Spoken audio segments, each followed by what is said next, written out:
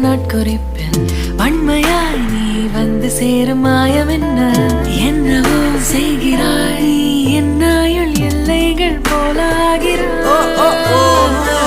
காந்தமாய் என்னை ஈர்க்கும் உந்தன் அன்பு இன்று சாந்தமாய் என்னை கட்டி போடும் காலம் என்ன கேட்கிறேன் கூரடி பெண்மையே